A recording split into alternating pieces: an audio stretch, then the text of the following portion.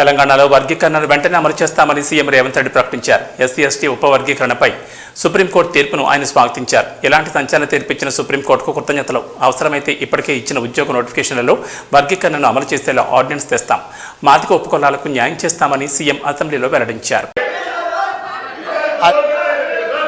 తమరి అధ్యక్షతన అత్యంత కీలకమైన ప్రకటన చేయాలని రాష్ట్ర ప్రభుత్వం భావిస్తున్నది. కొన్ని దశాబ్దాల నుంచి మాదిగ ఉపకులాలకు సంబంధించిన లక్షలాది మంది యువకులు ఎస్సీ రిజర్వేషన్లలో ఏబిసిడి వర్గీకరణ కోసం వాళ్ళు పోరాటాలు చేస్తున్నారు.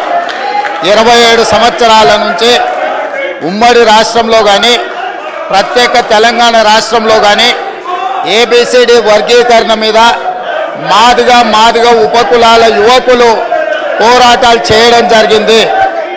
వారి పోరాటాల ఫలితం ఒకనాడు ఇదే శాసనసభలో మాదిగ ఉపకులాల వర్గీకరణ కోసం వాయిదా తీర్మానం ఇస్తే నాతో పాటు ఆనాటి శాసనసభ్యుడు సంపత్ కుమార్ను కూడా ఈ సభ నుంచి బహిష్కరించడం జరిగింది. గత ప్రభుత్వం ఏబిసిడి వర్గీకరణ మీద కేంద్రానికి ప్రధానమంత్రికి విజ్ఞప్తి చేయడానికి అఖిల పక్షాన్ని తీసుకెళ్తామని చెప్పి తీసుకుపోకుండా మాదిగ సోదరులను మోసం చేయడం జరిగింది.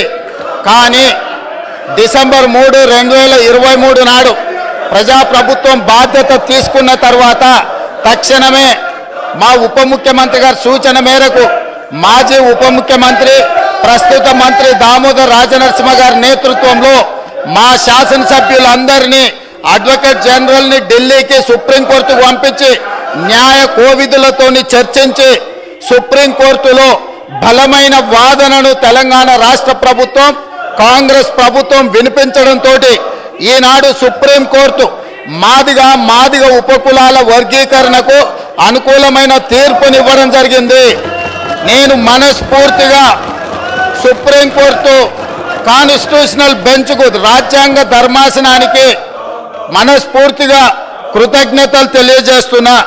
7 మంది జడ్జిలలో 6 మంది జడ్జిలు రాష్ట్రాలకు ఏబిసిడి వర్గీకరణ చెయ్యడానికి అనుమతి ఇచ్చింది.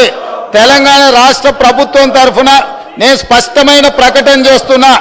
దేశంలోనే అందరికంటే ముందు బాగానే నిలబడి తెలంగాణ రాష్ట్ర ప్రభుత్వం ఏబిసిడి వర్గీకరణ అమలు చేసే బాధ్యత మా మిత్రులు మా మంత్రివర్గ సహచరులు మేమందరం తీసుకుంటాం.